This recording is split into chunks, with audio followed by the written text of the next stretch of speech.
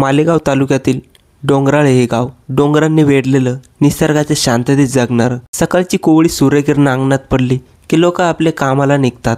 हे गाव म्हणजे साधेपणाचं मंदिर होतं. पण एक दिवस एका 3 वर्षाच्या चिमुकल्याच्या रडण्याने या गावाने आपला आत्माच गमावला. त्या दिवशी सगळं अगदी सामान्य होतं. चिमुकली घराच्या अंगणात खेळत होती. कधी तिच्या खेळण्याला पाय लागायचा तर कधी ती आईच्या उंजळीत पाणी मागायची. ती एवढी लहान, तिच्या छोट्याशा केसात अजूनही बेबी पावडरचा सुगंध होता.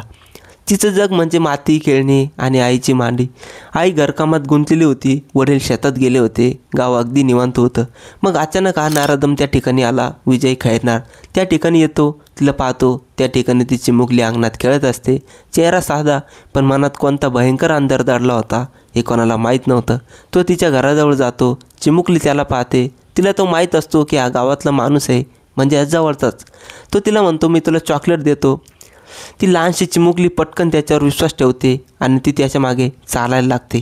आईला वाटतं ती शेजारी खेळायला गेली असेल, पण तो तिला एका ठिकाणी गावातच असलेल्या टावरजवळ, त्या ठिकाणी खूप झाडं झुडपं होतं, त्या ठिकाणी तो तिला घेऊन जातो. आणि त्या ठिकाणी असं काहीतरी घडतं जे बोलतानाही सुद्धा काळीच फाटतं. तो त्या 3 वर्षाच्या मुलीवर वाईट कृत्य करू लागतो, बलात्कार करू लागतो. तिला परत परत खूप वेदना देतो. ती चिमुकली खूप घाबरते, ती किंचाळते, ती ओरडते, ती पळण्याचा प्रयत्न करते. पण तिच्या लहान पायांना त्याचा क्रूर हात पकडून घेतो. हा माणूस इथपर्यंत थांबत नाही. तो त्या मुलीच्या डोक्यात त्या दगडाने ठेचून तिची हत्या करतो. त्या निष्पाप मुलीवर नराधमाने केलेल्या अत्याचाराचा आवाज सर्वत्र घुमतो. ती रडते, तिचा श्वास गुदमरतो, तिच्या चेहऱ्यावरून अश्रू खाली येतात. ती आईला हाक मारते, आई काही ऐकू शकत नाही. 2 विश्व त्या दिवशी तुटली जातात, एक तिचं आणि एक तिच्या आईचं. तिला जिवंत ठेवणारी ती छोटीशी धडपड त्या भयंकर क्षणी तिच्या श्वासातली धडधड संपायला लागते. अत्याचारानंतर तो तिला दगडाने ठेचून मारतो. ती जागीच कोसळते. दगडावर तिच्या रक्ताचा ठिपका पडतो. आकाश अचानक काळं भासू लागलं. तो तिचं शरीर एका झाडाजवळ टाकून जातो. त्या लहानशा फ्रॉकवर धूळ, रक्त आणि भीती एकत्र दिसून येतात. निशब्द निश्वास पडून राहते. विजय खैरनार त्या ठिकाणून पळून जातो, जणू काहीच घडलं नाही. काही वेळाने आई घराबाहेर चिमुकलीला शोधायला बाहेर येते, पण पहिल्यांदा ती काही त्या ठिकाणी दिसत नाही. ती शेजारी शोधते, मग घराभोवती शोधते. खूप शोधल्यानंतर ती सापडत नाही. मग सगळेजण त्या ठिकाणी, गावातले लोक, आजूबाजूचे नातेवाईक त्या ठिकाणी तिचा शोध घेतात. ती पडलेली असते एका टॉवरजवळ. त्या ठिकाणी खूप झाडं झुडपं होते. तिला काहीतरी दिसतं. त्या ठिकाणी ती चिमुकली पडलेली असते. तिचा चेहरा एकदम रक्ताने भरलेला.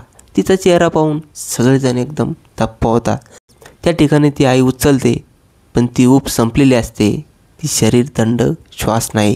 आईला त्या क्षणी कळतं तिचं जग संपलं. गावात एकच वणवा लागतो, हा नारदम कुठे आहे? पोलीस येतात. सर्व चौकशी सुरू होते. टावरजवळ फूटप्रिंट्स, तिच्या कपड्यांवरील DNA, गावकऱ्यांनी दिलेली माहिती, सगळं एका व्यक्तीकडेच निर्देश करतं. तो म्हणजे विजय खैरनार. तो जेव्हा पकडला जातो तेव्हा गावात प्रचंड राग उसळतो. लोक पोलिसांच्या गाड्या ओढतात. त्याला फाशी द्या, कारण आशांचं फक्त एकच इलाज आहे की फाशी. पण पोलीस त्याला ताब्यात घेतात. रिपोर्ट सांगतो अत्याचार स्पष्ट, हत्या सिद्ध, प्रयत्न केलेला होता देह लपवण्याचा. कोर्टात त्याच्यावर IPC 302 हत्या आणि IPC 376 बलात्कार, पोक्सो ॲक्ट अंतर्गत तरतुदी आणि पुरावे नष्ट केल्याचे आरोपसुद्धा दाखल होतात. हा केस फास्ट ट्रॅक कोर्टात जातो. समाजाचा प्रचंड दबाव असतो की त्या ठिकाणी त्याला फाशीची शिक्षा द्या म्हणून. संपूर्ण महाराष्ट्राचे डोळे या प्रकरणाकडे लागलेले असतात. गावात रात्रीच्या वेळी दिवे मालवले जातात, पण या घरात मात्र दुःखाचा दिवा जळत राहतो. आई प्रत्येक वेळी दार उघडते. तिला वाटतं मुलगी परत येईल. वडील शांत बसलेले एकाच ठिकाणी. त्यांच्या डोळ्यात एकच प्रश्न, आपण चिमुकल्या मुलींना सुरक्षित ठेवू शकत नाहीत का? तो एक घटना नाही, ही माणुसकीची परीक्षा आहे. ही व्यवस्था, समाज, कायदा आणि संस्कृतीला विचारणारी हाक आहे. आजही त्या झाडाखाली जरा वारा जास्त सालका वाहतो. जणू त्या चिमुकलीच्या शेवटच्या श्वासाची आठवण त्यात मिसळलेली आहे. आजही आईच्या अंगणात तिची छोटीशी जोडी ठेवलेली आहे. कोणी उचलत नाही, कोणी बाजूला करत नाही. ती तशीच ठेवलेली आहे, उपस्थित पण कायमची अनुपस्थित. ही कथा आपण विसरण्यासाठी नाही, ही कथा आपल्याला विचार करायला लावते. काय बदलायला हवं, काय कडक करायला हवं, आणि सर्वात महत्त्वाचं, आपली मुलं, आपली चिमुकली, आपलं भविष्य, त्यांना सुरक्षित ठेवण्यासाठी आपण अजून किती मागे व्हायचं आहे. ही गोष्ट इथे संपत नाही. ही गोष्ट प्रत्येकाच्या मनात जिवंत राहिली पाहिजे. कारण न्याय म्हणजे फक्त शिक्षा नाही, न्याय म्हणजे समाजाची जाग. आणि जी चिमुकली आज नाही, तिच्या आवाजाला आपण आवाज द्यायला हवा. हा वाज, ही वेदना, ही आठवण आपल्याला बदलायला भाग पाडेल. त्याला कारण विचारल्यावर असं समोर आलं की त्या ठिकाणी भांडण झालं होतं त्याच्या वडिलांसोबत, त्यामुळे त्याने ही घाण हरकत केली.